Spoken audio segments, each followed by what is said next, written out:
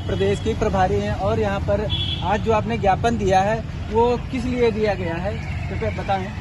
आज का जो ज्ञापन दिया गया है वो राष्ट्रपति महोदय को हम लोगों ने दिया है और के नाम पर भेजा है। और ये संजय भैया की गिरफ्तारी से जो हुई है और बिना किसी सबूत की गिरफ्तारी हुई है, उसके लिए हम लोगों ने ज्ञापन दिया है। क्योंकि ईडी और सीबीआई नरेंद्र मोदी के पाले हुए सिर्फ एक यंत्र है और इनका कोई अपना वजूद नहीं है। ये सिर्फ सही को गलत और गलत को सही प्रेजेंट कर रहे हैं। इसी के खिलाफ हम लोगों ने आंदोलन किया। जी, एक बात ये बताएं कि जो इस समय वर्तमान जो प्रधानमंत्री हमारे माननीय मोदी जी है, तो कई घटित घटनाएं हुई हैं, जैसे मणिपुर की हिंसा हो गई। आखिरकार ये क्यों चुप्पी बैठे और ये हिंदू मुसलमान का मुद्दा क्या है? ये इनका चुनावी जुमला शुरू से रहा है और अगर ये नरेंद्र मोदी जी सच में बहन बेटियों की इतनी ही परवाह होती तो ये मणिपुर की बेटियों को ऐसे निर्वस्त्र घुमाए जाने पर कुछ एक्शन लेते। और इनकी गोदी मीडिया जो कि इजराइल जाके वहां का कवरेज दिखा रही है, रोज अखबारों में छप रहा है, लेकिन मणिपुर पर 2 शब्द भी ना बोला गया, ना कहीं मीडिया ने दिखाया और ना ही छपा है। तो इससे ज्यादा शर्मनाक नहीं है कि घर की बेटियां सुरक्षित नहीं और बाहर के ड्रामे किए जा रहे हैं। जी, अंत में ये पूछना चाहूंगा आपसे कि इसलिए जो संजय भैया को जो इन्होंने गिरफ्तार किया है, तो इसकी वजह क्या है? अच्छा, संजय भैया को जो गिरफ्तार किया गया है, ये तथाकथित फर्जी शराब घोटाले के माध्यम से इनको गिरफ्तार किया गया है। पहले जो उसका मुख्य आरोपी था उसको पकड़ा जाता है सीबीआई के माध्यम से और उसको मुख्य गवाह बना के, सरकारी गवाह बना के छोड़ दिया जाता है। ईडी को इस बात की खबर लगती है कि उसको छोड़ा गया है। ईडी उसको पकड़ती है, पकड़ने के 1 महीने के बाद उसको त्वरित रूप से जमानत दे देती है, उसका कोई विरोध नहीं करती। तत्काल में उसको सरकारी गवाह बनाती है।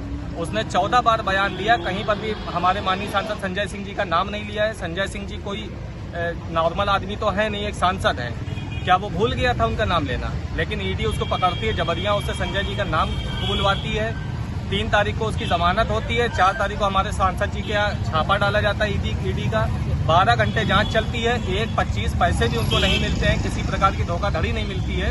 उसके बावजूद भी तथाकथित शराब घोटाले में फर्जी रूप से हमारे माननीय सांसद संजय सिंह जी को गिरफ्तार कर दिया है। इससे पूर्व भी जो है आपके राष्ट्रीय जो नेता थे, इसे एक बार और भी मतलब गिरफ्तार कर चुके हैं। उसके संबंध में भी पूरी जो जानकारी हमारे इससे पहले जो हमारे नेता मनीष सिसोदिया जी, भाजपा क्या चाहती है? देखिए, हमारे यहाँ मनीष सिसोदिया जी थे, हमारे मंत्री हैं मनीष सिसोदिया जी।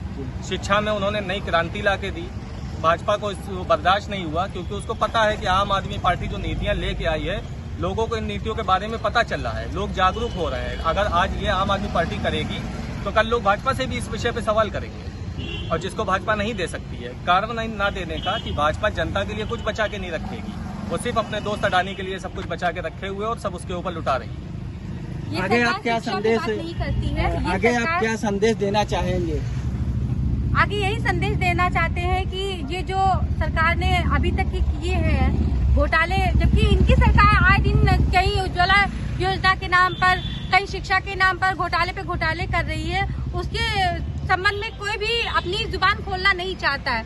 जबकि हमारी जो सरकार है, इसने सिर्फ और सिर्फ नीतियों पे काम किया है, शिक्षा पे काम किया, अस्पतालों पे काम किया है और लोगों को रोजगार देने पर काम किया है। लेकिन ये सरकार डरती है कि कहीं ऐसा ना हो कि जो आम आदमी पार्टी है, ये एक आम इंसान के लिए जो सुविधाएं की जा रही हैं, तो कहीं ऐसा ना हो कि वो उनकी बोली बोलने लगी और इन जो सुविधाओं को मिल रहा है इससे आदमी सशक्त ना हो जाए। कहीं सरकार से जो उनके घोटाले हैं तो उस पर उनसे संबंधित कई सवाल ना कर बैठे। तो ये जो वर्तमान की सरकार है, ये उन सब सवालों को जवाब देने से डरती है, इसीलिए वो ये जो घोटालों से संबंधित नहीं है, वो हमारी सरकार के खिलाफ अपने षड्यंत्र रच रही है। और जो अच्छे लोग हैं, जो काम करना चाहते हैं, उन्हें किसी न किसी फर्जी घोटाले में फंसा करके उनकी बोलती बंद करा करके ये सिर्फ अपना वर्चस्व कायम कर रही है।